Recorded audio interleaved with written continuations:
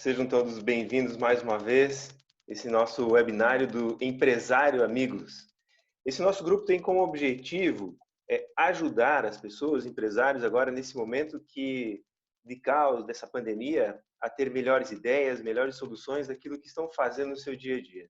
Somos 12 empresários que nos reunimos com o intuito única e exclusivamente de apoiar, auxiliar empresários para estarem melhor nesse momento. Então, aqui nós não temos fins lucrativos nenhum, apenas a nossa doação espontânea, gratuita, para que você, empresário, possa ter melhores ideias mais criativas e envolventes.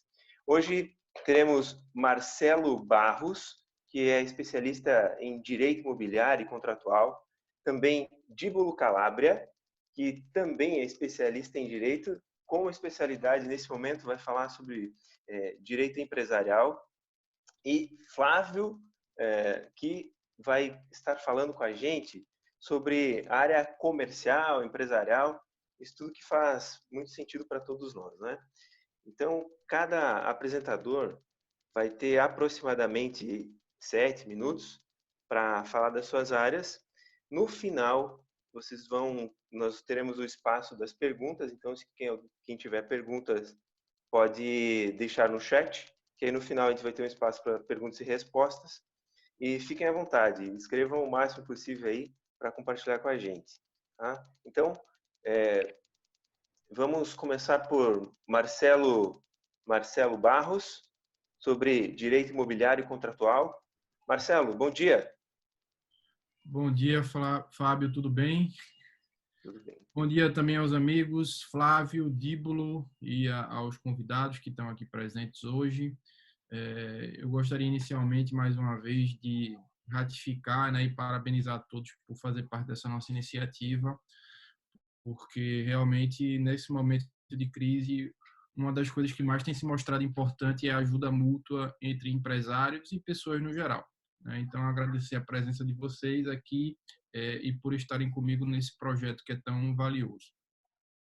Bom, minha palavra aqui vai mais voltada à questão das negociações contratuais nesse período de crise, né?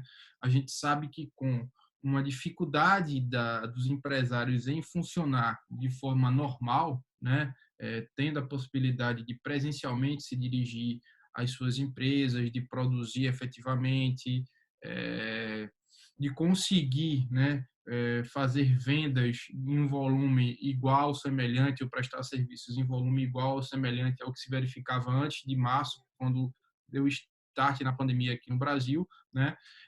A gente tem vivenciado, então, um momento de grande dificuldade no cumprimento das relações contratuais, das mais variadas possíveis, né? Desde o contrato de locação, onde fica hospedada a sede da empresa, o galpão, o depósito, até relações contratuais que são tratadas com prestadores de serviços, né, com fornecedores e coisas e demais áreas de interesse da empresa, tá? Então, eu queria que vocês tivessem aqui um apanhado geral do que é melhor nesse cenário, quais são as estratégias e o que precisa ser feito para que se consiga passar pelo período de crise sem um sentimento tão grande de descumprimento das relações contratuais. Dito isso, eu gostaria de colocar as bases, né? O básico que precisa ser entendido para que o empresário consiga negociar individualmente, né, com os seus contratantes, né, com as pessoas com quem ele mantém relações contratuais, como é que vai se dar o cumprimento das obrigações. Bom, a primeira coisa que precisa ser levada em consideração é a boa-fé, né? Boa-fé é uma coisa, de certa forma, subjetiva, mas existem indícios objetivos do que se dá com base na boa-fé, tá? A primeira coisa que você tem que fazer para negociar em boa-fé é ser transparente com o outro contratante. O que é isso? Você precisa conversar com ele falando em termos reais, né?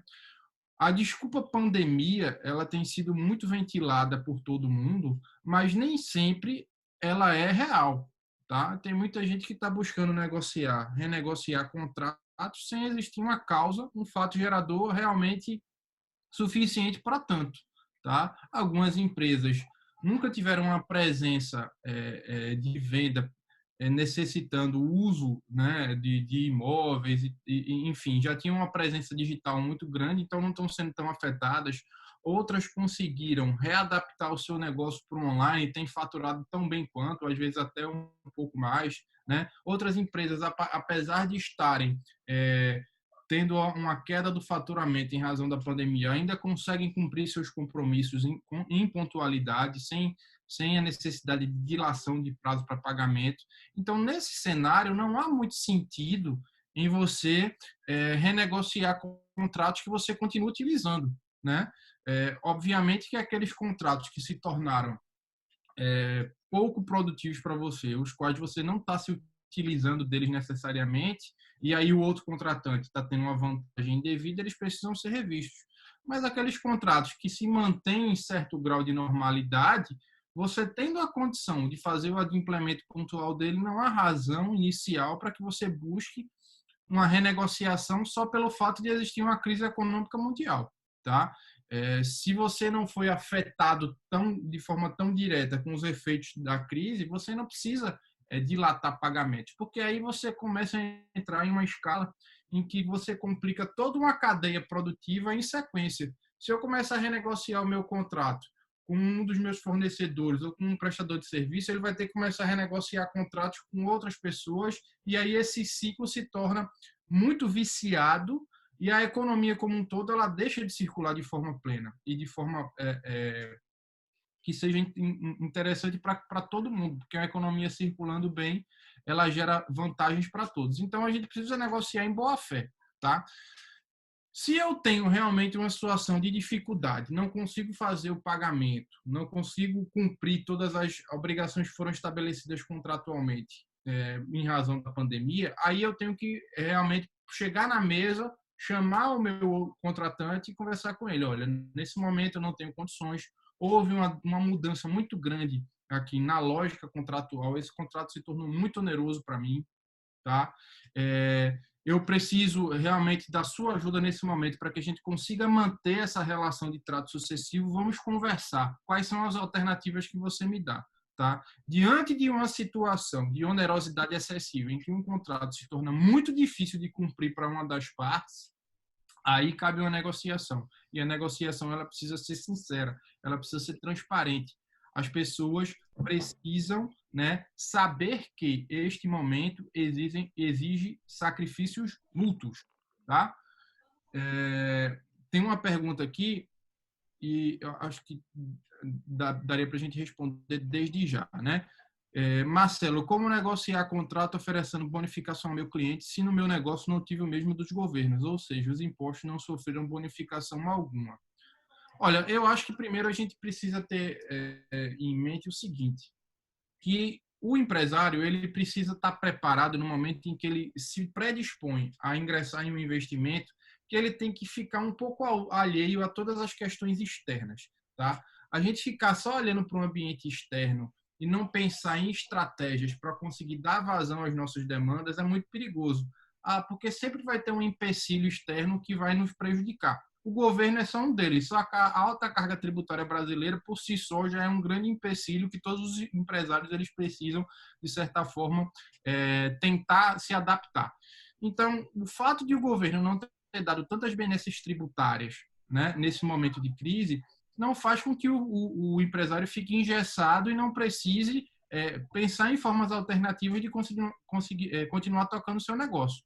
Tá? Apesar de ainda haver realmente algumas questões como a postergação do pagamento do Simples Nacional, né, por um período de 3 meses, eu acho que algumas outras medidas devem vir também, né? Mas independente disso, dessa questão do governo, precisa sim o empresário ele ser inventivo nesse momento, né? E buscar soluções para tocar o negócio dele, porque no Brasil, na verdade, a gente nunca teve ajuda do governo para trabalhar.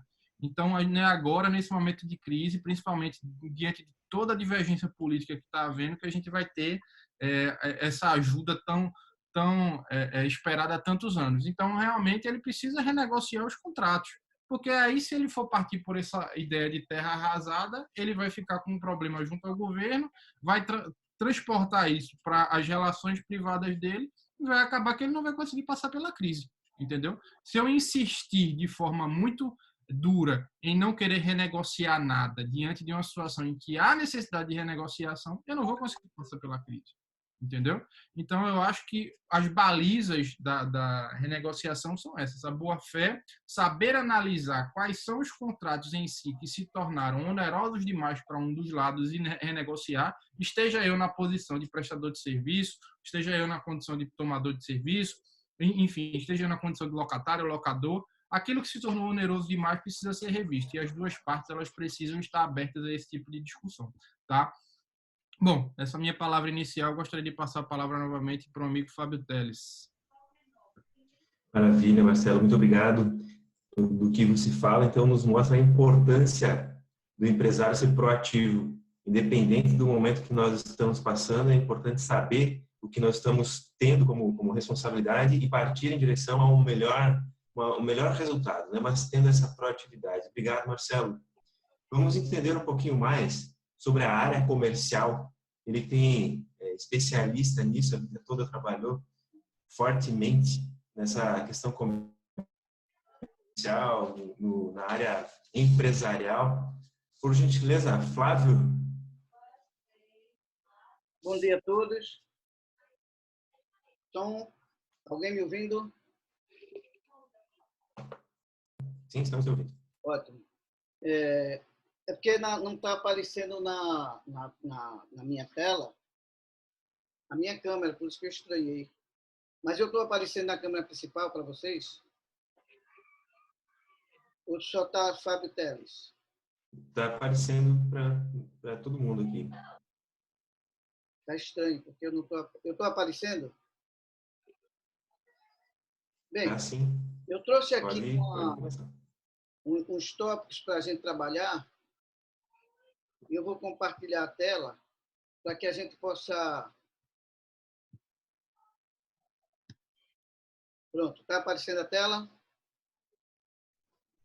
Ótimo. Beleza. Bom, o que eu trouxe para a gente debater hoje foi esse tópico aqui. O meu negócio é sobreviver. É a primeira coisa que a gente precisa para continuar toda essa conversa.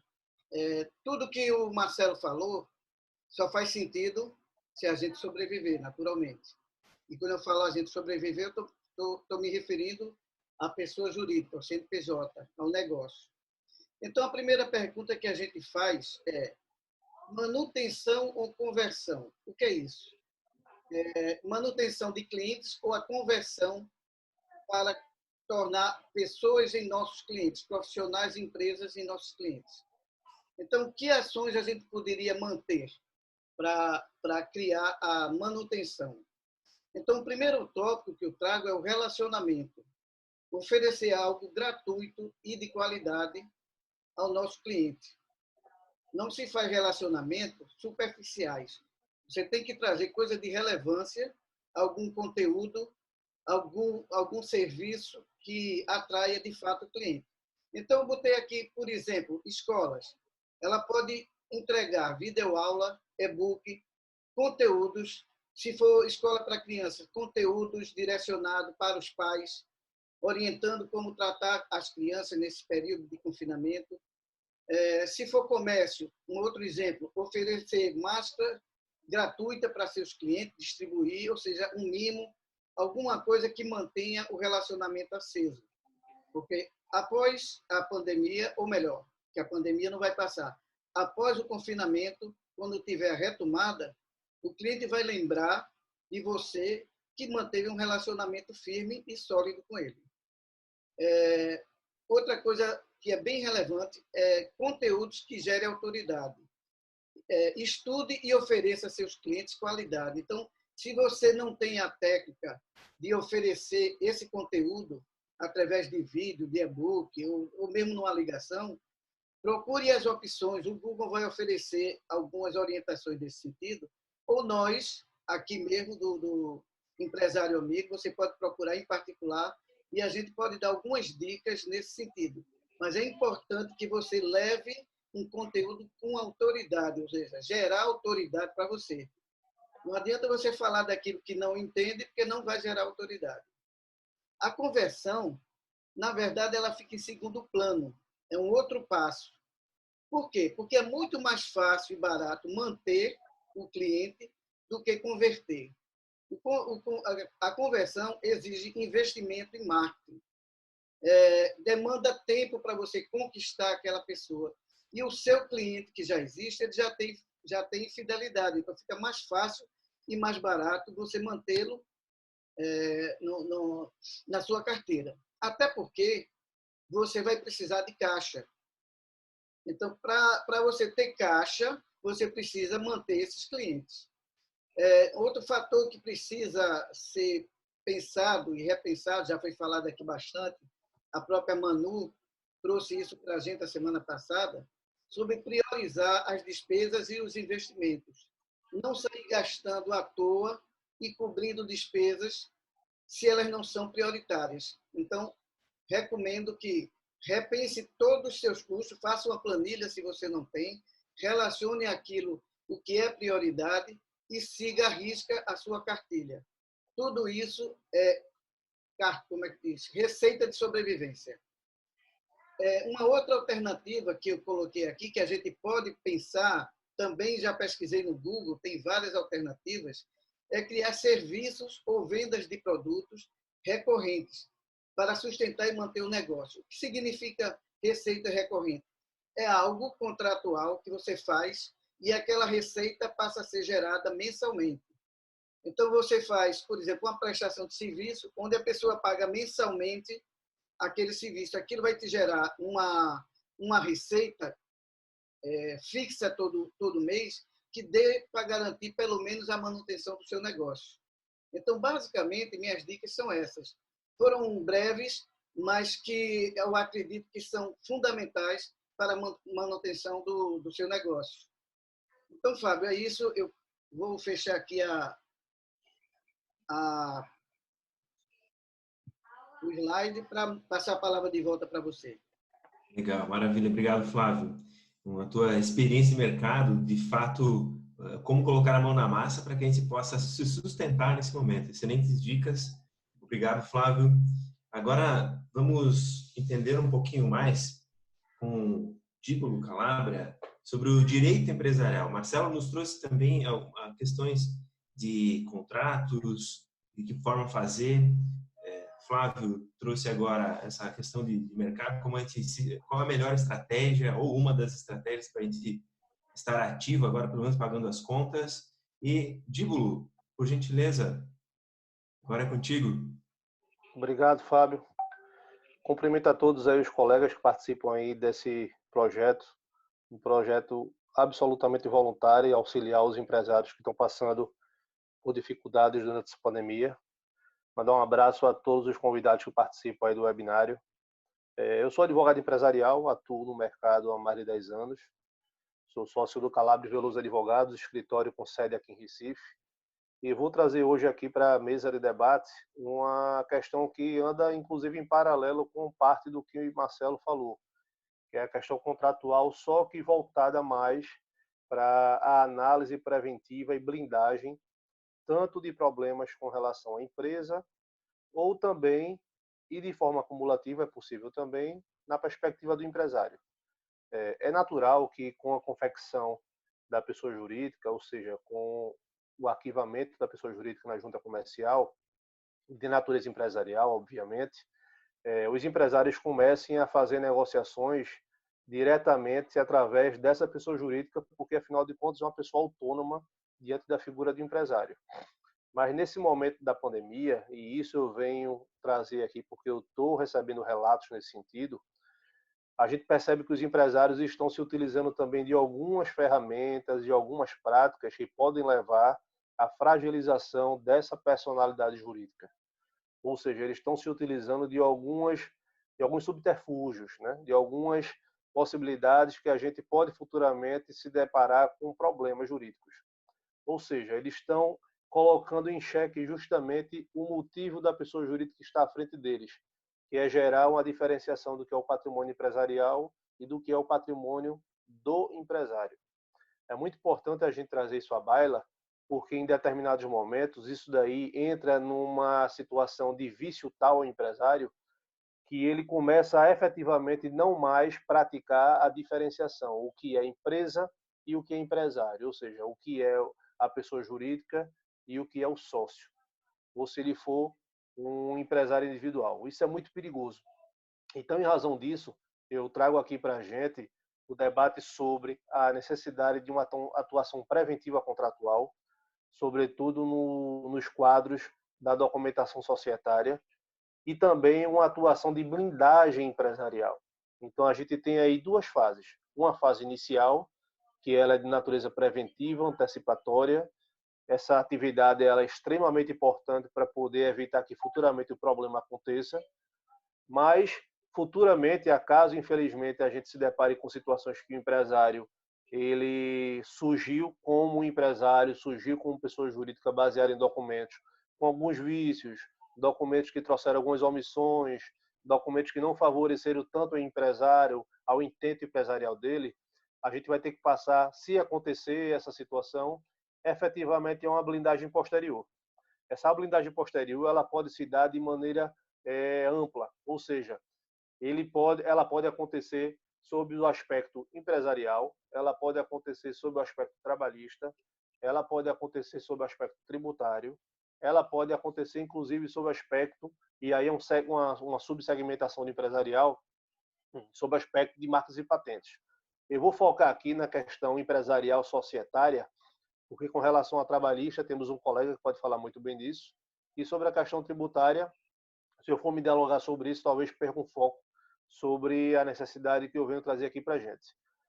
A análise contratual societária, para essa finalidade de efetivamente proteger o empresário e evitar problemas para a sociedade, é extremamente importante, porque é através de uma análise muito mais vertical, muito mais profunda, muito mais dedicada nos documentos da sociedade, inclusive na documentação, depois que a sociedade é instituída, da documentação que a gente vê no dia a dia empresarial, para efetivamente a gente conseguir dimensionar para o empresário, olha, você tem aqui um gargalo, você tem aqui uma possibilidade de problema e a gente pode sanar desse modo ou desse modo. A gente vem trazendo assim essas informações de maneira mais teórica, mais ampla, porque é impossível trazer para vocês aqui todos os exemplos práticos, todas as possibilidades que podem acontecer, porque são N's. Então seria quase que um webinário só para falar disso, e não é o foco.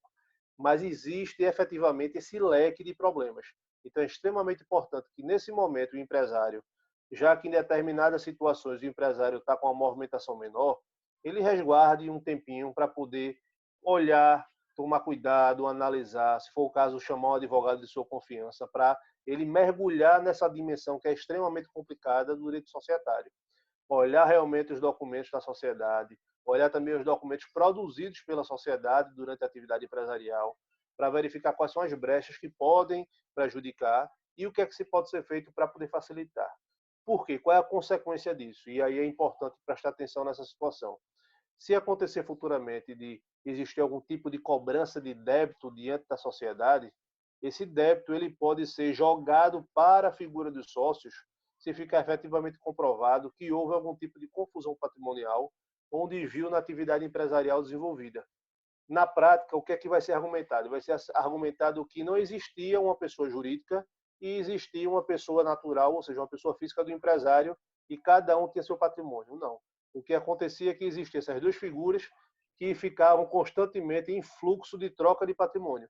E isso faz excepcionar a autonomia empresarial e faz com que o credor possa ir em cima direto do patrimônio do empresário. Então, isso é muito perigoso, porque em determinados momentos o empresário pode sofrer não só com aqueles frutos da empresa, mas ele pode sofrer também pagar dívida com aqueles bens que eram pessoais dele. Então, isso na prática, ela traz consigo uma carga emocional também muito grande, porque passa a afetar não só a empresa, mas afeta também a família do empresário. Então, não é raro, vezes, a gente verificar uma situação como essa, e, por exemplo, o empresário ou a empresária, ele entra num desgaste matrimonial em razão disso, ele entra num problema psicológico em razão disso, porque ele se vê num turbilhão de problemas que ele não consegue dimensionar onde começou, onde vai acabar e nem o porquê disso. Por isso que é tão importante fazer um trabalho preventivo contratual junto à empresa e fazer um trabalho de blindagem junto à empresa e, sobretudo, junto ao empresário. Porque, passando a análise da pior das hipóteses, se Deus o livre acontecer de gerar um problema, a gente não precisa sacrificar duas pessoas. Não precisa sacrificar a empresa e o empresário. Se for para perder os dois, que perca pelo menos um. E o empresário sobreviva, de modo que futuramente depois ele possa reerguer ou a empresa no mesmo modelo, ou ele vá para outra segmentação empresarial. Importante também frisar que esse trabalho de blindagem empresarial é um trabalho extremamente delicado, é um trabalho extremamente especializado, que requer também a parceria, se for feita efetivamente com um foco no empresário de uma maneira acertada, uma parceria junto com o contador dele ou algum auditor que trabalhe na área de auditoria tributária. Só assim, e efetivamente só assim, o empresário vai ter a segurança absoluta e não está pisando em ovos durante a sua atividade empresarial. É natural que alguns empresários se perguntem, mas, Diblo, eu sou um empresário pequeno, eu sou um empresário que não tenho tanta necessidade assim. É aí que existe realmente um grande engano, porque, veja, não tem como você erguer uma casa se você não tem uma estrutura básica. A lógica do empresário, a lógica da atividade capitalista é crescer. A lógica do empresário é prosperar, é aumentar.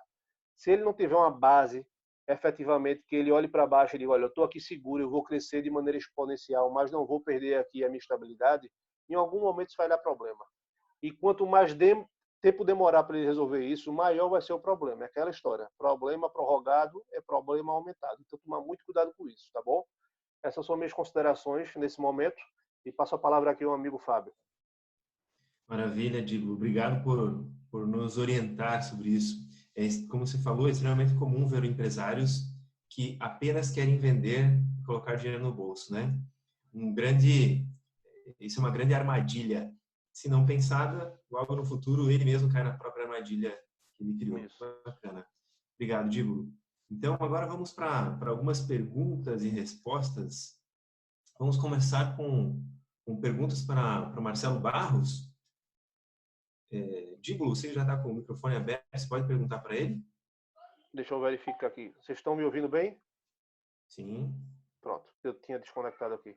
Eu tenho uma pergunta aqui para Marcelo, porque a gente vê essas situações, estão acontecendo algumas rústicas, né? A gente tenta fazer a negociação, o devedor ele se mostra um pouco chateado com a situação e diz que a culpa não é dele, o credor no mesmo sentido. Então, como é que eu me colocando na figura de devedor, por exemplo, o que é que eu devo fazer, por exemplo, se o credor não quiser negociar comigo? Como é que eu procedo em situações assim? Bom, Díbulo, como eu tinha falado na minha exposição inicial, o melhor a gente sempre tenta a negociação, né? O primeiro passo vai ser insistir nessa negociação, tentar alguns caminhos, conversar mais de uma vez, né? Enfim, a negociação a gente indica sempre como uma primeira opção nesse período de crise. Se essa negociação, essa tentativa de diálogo, ela se mostrar inviável, porque ou o credor ou o devedor está se mostrando totalmente inflexível, aí a gente precisa partir para outra abordagem, tá? O que eu indico que as pessoas façam? Primeiro, documente todos os contatos que foram feitos com aquela outra parte contratante, né? A gente sabe que quando a gente vai partir para um panorama judicial, né, para instaurar um litígio judicial, a gente precisa ter provas do que foi feito, né? Então, é necessário que todas aquelas discussões, essas tentativas de negociação, elas estejam registradas por alguma forma, por e-mails, conversas de WhatsApp, enfim.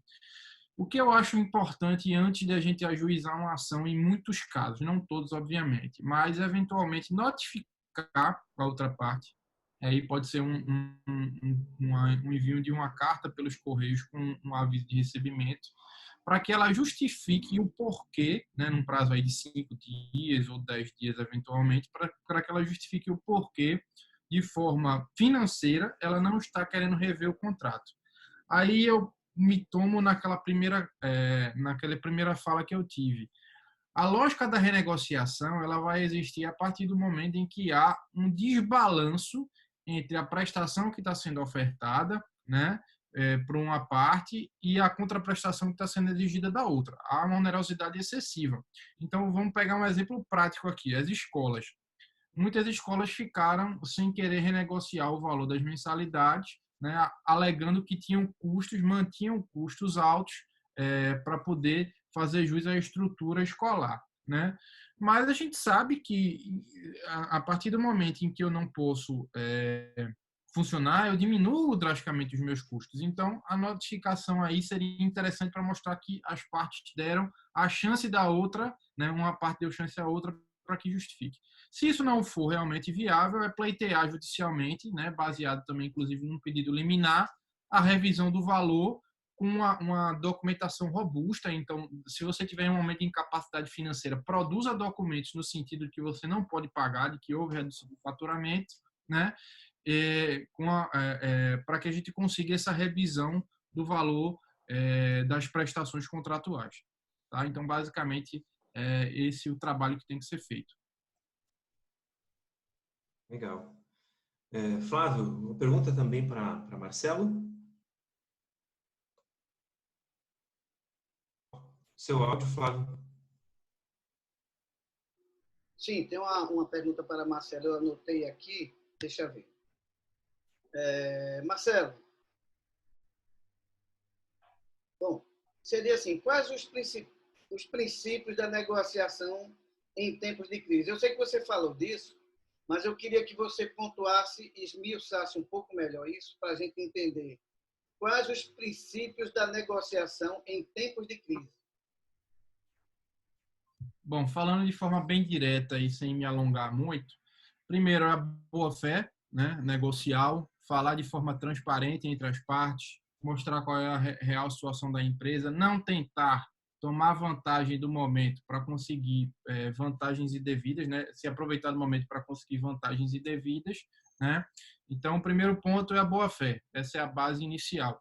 Segundo ponto é a questão da onerosidade excessiva, verificar em cada caso se está havendo a onerosidade excessiva naquele contrato. Ou seja, se uma parte está com uma vantagem muito maior que a outra, o contrato passa a ficar. E o terceiro ponto é, mesmo que não haja uma vantagem excessiva para uma parte em detrimento da outra, pode acontecer de uma das partes, mesmo tendo que dar aquela contraprestação devida, ela não tenha condições momentâneas.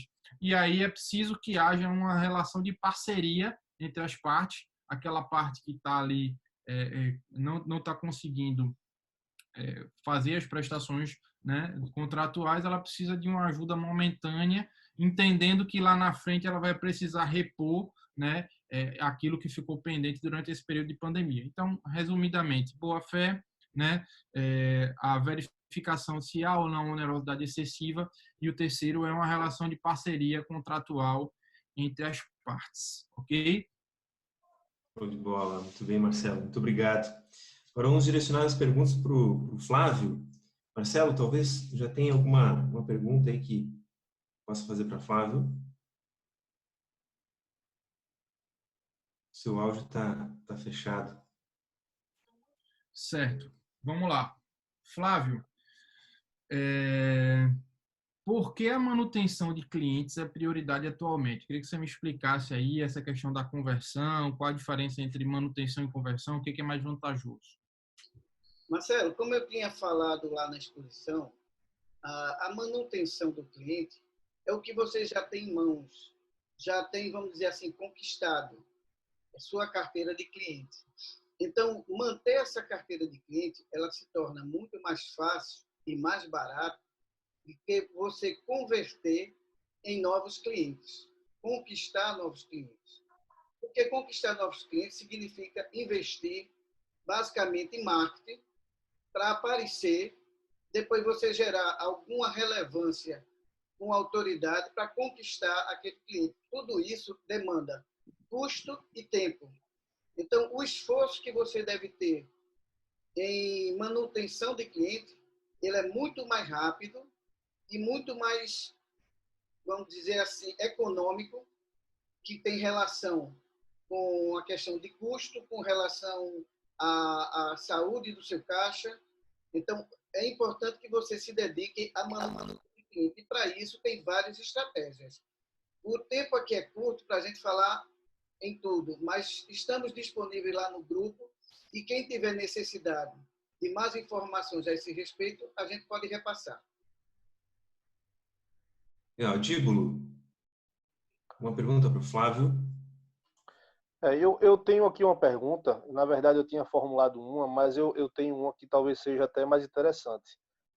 A gente percebe que em situações como essa, efetivamente, a questão da gestão prática do que Flávio implementou na apresentação teórica, ela se dá um pouco diferente do que a gente prescinde, né, do que a gente realmente quer aplicar.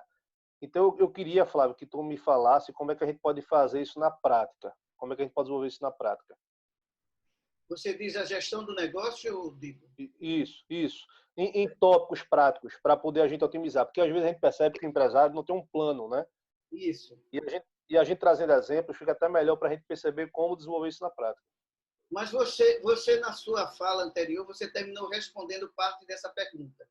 Quando você falou em estruturação, acontece que a maioria das empresas, sobretudo as empresas médias e pequenas, elas nascem de um sonho, de um romance, de uma ideia, mas dificilmente elas crescem baseadas já numa estrutura planejada previamente. Isso é uma situação muito corriqueira. Isso leva problemas, consequências para frente. Então, para fazer um resumo, quando se tem uma empresa, antes ela tem que ser concebida e planejada, estruturada. Uma vez o empresário sabendo para onde vai, ele estruturou sua empresa, ele agora vai planejar. E depois de planejar, então ele vai atuar, ele vai agir. Mas se ele não fizer essas duas coisas prévias, que é estruturar e planejar, ele cai num velho jargão que diz assim: se você não sabe para onde quer ir, qualquer lugar serve.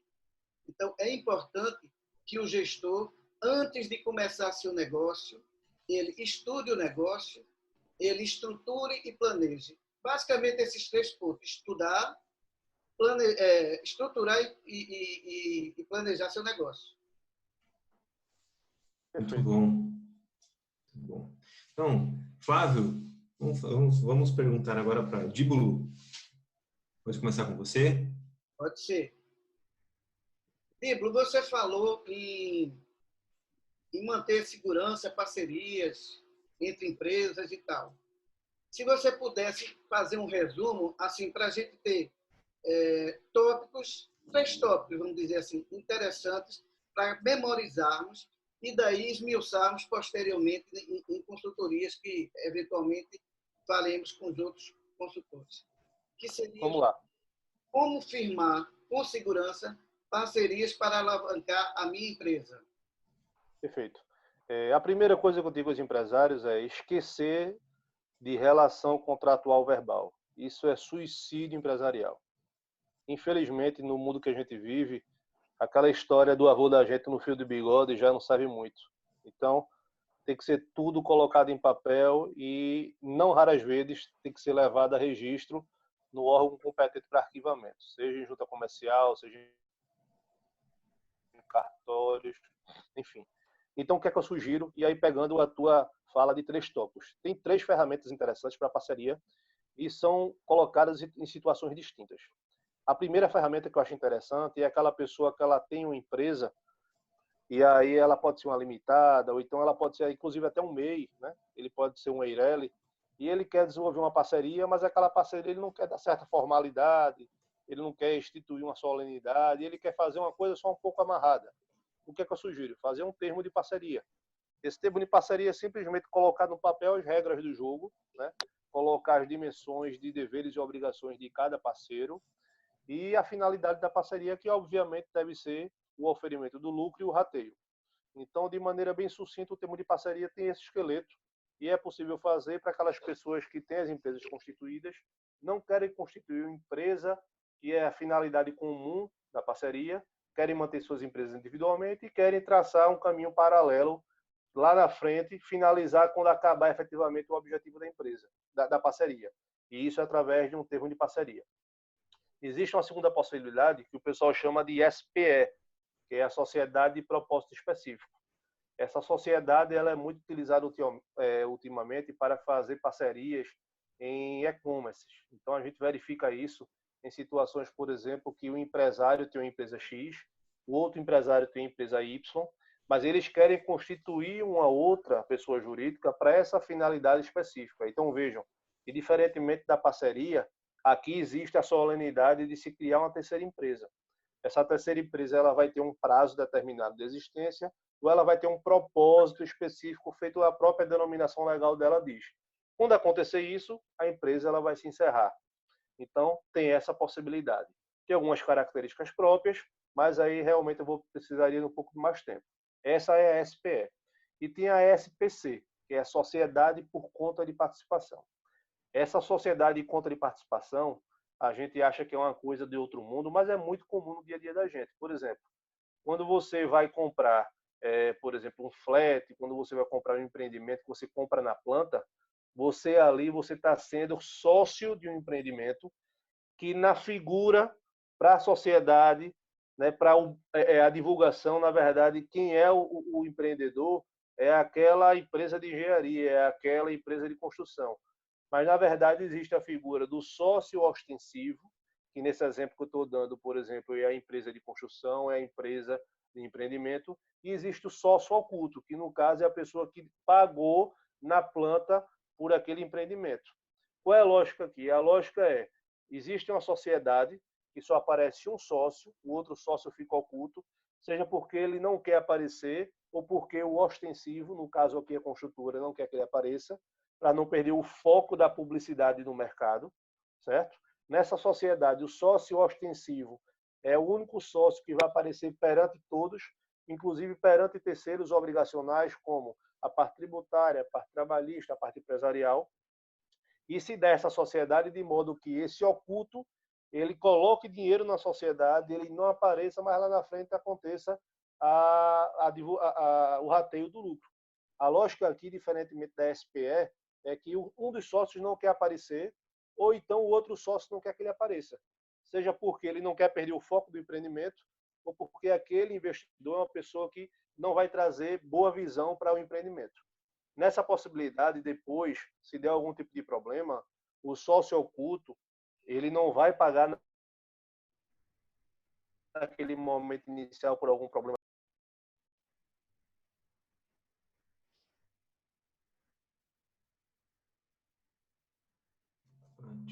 Perdemos a conexão aqui. Os danos, prejuízos e despesas que o sócio ostensivo, infelizmente, sofreu durante aquela sociedade. Então, são essas três principais possibilidades de modelo de parceria.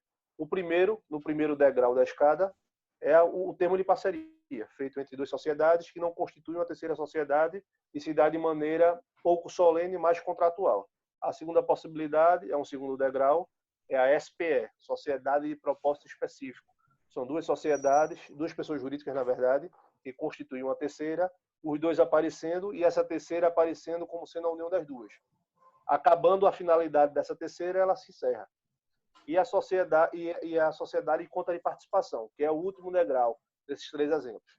É uma sociedade um pouco mais diferenciada, porque tem um sócio que aparece para a sociedade e o outro que não aparece. Esse que aparece é o sócio ostensivo e ele vai suportar todos os ônus da sociedade. Lá na frente, depois, ele vai olhar para o outro sócio e dizer, vamos dividir o que eu, infelizmente, sofri de dano. Mas, enquanto isso, e se tudo der certo, os dois vão ter os bônus da sociedade e dividir em rateio posterior. Maravilha.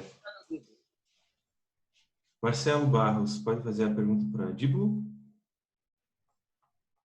Díbulo, você falou muito na questão da diferenciação entre patrimônio da pessoa física e pessoa jurídica, né? Mas qual é a real importância desse trabalho de avaliação, da possibilidade de segregação dos patrimônios, que na verdade já é uma regra, né?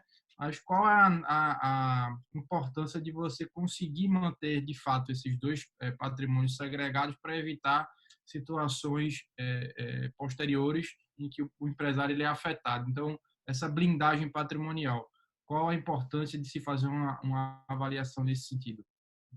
Vamos lá. A primeira coisa que eu preciso trazer aqui para os empresários é a perspectiva de que isso é, infelizmente, uma necessidade deles. É comum quando a gente é procurado por algum empresário para poder apresentar propostas sobre blindagem, sobre compliance ou sobre alguma análise prévia, eles não entenderem da necessidade e falarem, olha, eu não entendo que esse trabalho preventivo ele é necessário, eu não compro trabalho preventivo, eu prefiro diluir isso com o tempo e depois administrar o problema. Aí eu costumo dizer o seguinte, olha, na verdade você compra trabalho preventivo no seu dia a dia, só que você não tem o costume de fazer isso juridicamente. E eles dizem, não, eu não compro. Aí eu falo, você compra. Você paga plano de saúde? Pago. Pronto. Isso aí é um trabalho que preventivamente você onera-se, porque você reza para não ficar doente. Mas se ficar, você quer ter lá um atendimento prévio. Você paga seguro de carro? Pago. É a mesma lógica. Então, a partir daí, o empresário ele já tem a dimensão de que, efetivamente, ele contrata o trabalho preventivo. Ele só precisa olhar com novos olhos isso para a sua finalidade empresarial. Nesse segundo ponto, a gente começa a conversar com o empresário e dizer, olha, esse trabalho preventivo, a sua empresa, a sua atividade empresarial, ela se dá em dois momentos. O primeiro momento é para dividir o patrimônio e evitar que algum problema aconteça.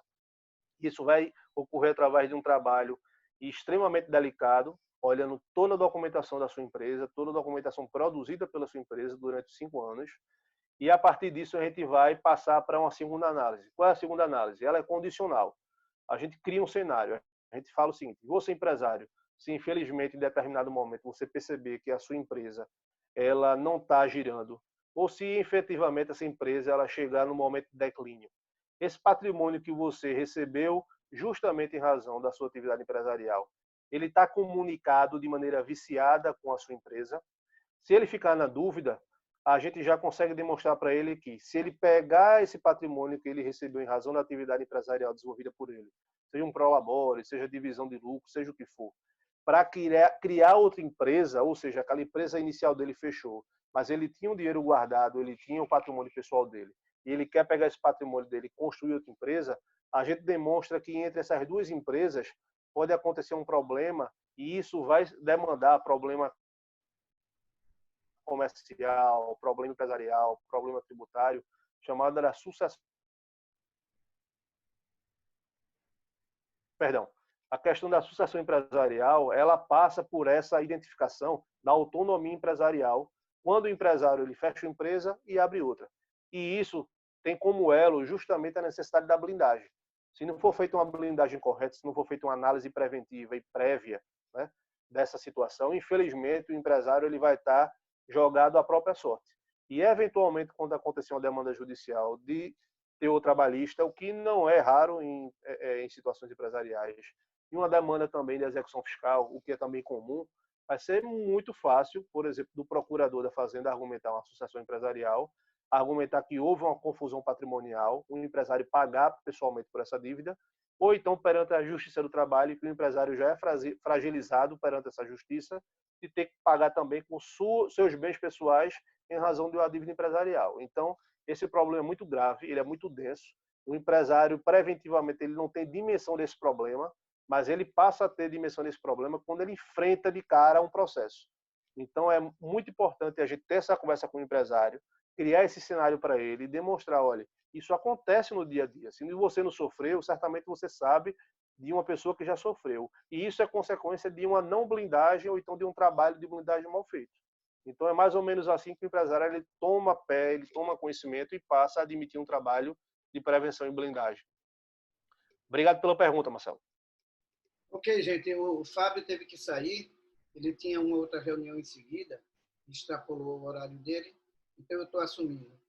Diblo, eu acho super importante essa sua fala, porque, em geral, o que a gente percebe na maioria do empresariado, e principalmente do empreendedor e que está iniciando, o neófito, ele não pensa nessas questões que você trouxe. Por exemplo, contrato e sociedade. Eles fazem as coisas de uma forma muito romântica. Ah, fulano deu certo, eu vou fazer com minha amiga, com minha irmã, e depois paga caro, porque aí, em vez de pagar uma vez só um possível contrato com um advogado que entende do assunto, ele vai ter que gerar várias demandas para resolver, como você falou, não só advocatícia, mas na própria área comercial. Às vezes é um parente que gera aí um desconforto para a eternidade. Então, enfim, sempre procurar profissional para elaborar o seu projeto, para estruturar seu projeto, como a gente também falou anteriormente, planejar tudo isso é fundamental. Eu não falei, mas existe hoje, por exemplo, o Sebrae, que pode dar princípios básicos para um empreendimento começar com saúde, o mínimo de profissionalização possível para ir adiante. Bem, como está estourado o nosso horário, Marcelo, eu não sei se você tem alguma pergunta no chat para fazer ou se já foram feitas. Já foram todas feitas, Flávio. Bem, então vamos encerrar a reunião. Vou pedir a palavra de vocês só para se despedirem e, em seguida, a gente encerra o webinário de hoje. Marcelo, você pode estar com a palavra. Bom, pessoal, eu queria agradecer a presença de todos, né, nesse webinário, agradecer também às pessoas que dividiram comigo aqui as exposições, foram todas muito boas, valiosas e saio daqui engrandecido como sempre, tá bom? Parabéns ao Flávio, ao Díbulo e também ao Fábio que saiu antes, mas fez aí uma intermediação muito interessante do debate, ok? Um abraço em todo mundo e qualquer dúvida eu estou à disposição, falem lá no grupo de empresário amigo que a gente pode ter uma conversa privada e também sigam minhas redes sociais aí, né? @MarceloBarros7 é meu Instagram pessoal. Eu estou produzindo alguns conteúdos de direito imobiliário e contratual e o do meu escritório @BLC Advogados. Até mais, pessoal. Isso, Marcelo. Obrigado. Veja a importância do que Marcelo falou. Empresários, nos procurem lá no grupo. A gente está disponível para oferecer o que de melhor a gente pode passar para ajudar você na sua atividade. Débora, por favor, suas considerações finais. Vamos lá. Realmente agradecer, né? Trazer uma palavra aqui de apoio aos empresários, né? Agradecer os amigos que participam como expositores nesse projeto. Os dois amigos aí, Marcelo, Flávio, também o Fábio que saiu mais cedo, os demais colegas que fazem esse trabalho aí com a gente, os outros que complementam o projeto. Mandar um beijo para todos que participaram aí, junto com a dona Maria José, que engrandece aqui a nossa exposição. É muito bom ter vocês aqui. É importante o empresário se banhar desses conhecimentos, como o Flávio falou. O Sebrae é um importante porto seguro para o empresário que está começando, o empresário que precisa retomar, tomar fôlego, ou então realmente se atualizar, oxigenar o conhecimento para ver novos caminhos. É uma importante ideia que o Flávio deu aí no Sebrae. Se vocês precisarem de informações sobre o que eu falei, aprofundar mais alguns assuntos, se tiver alguma dúvida, estou à disposição lá no grupo de empresário, estou à disposição lá também das redes sociais, né? A rede social do meu escritório é Calabria Veloso Advogados, e eu tenho uma rede social específica, que é a minha profissional, que é no Instagram, o Advocacia Sem Burocracia. Lá o foco realmente é direito empresarial e vamos abordar diversos temas. Há pouco tempo a gente abordou 2 temas polêmicos, estão lá expostos. Fiquem à vontade para poder ler, compreender, comentar, criticar, perguntar. A gente está aqui aberto para ajudar vocês, tá bom? Obrigado a todos e um forte abraço. Obrigado, Débora. Eu tenho dito uma coisa que está já virando um slogan, que é o seguinte: ajude a divulgar esse trabalho, porque você pode estar salvando empresas e empregos. É fundamental. Uma dica simples pode salvar uma empresa, porque o empresário, ele às vezes até entende do negócio, mas ele está tão atordoado com a situação, com tantas coisas que ele tem que cuidar, que às vezes um pequeno detalhe pode significar a diferença entre sobreviver a sua empresa e seus empregados. Então, gente, com essa frase final, eu quero agradecer a todos e comunicar que quarta-feira, às 21 horas, teremos mais um webinário oferecido para vocês. Aquele abraço e muito obrigado a todos.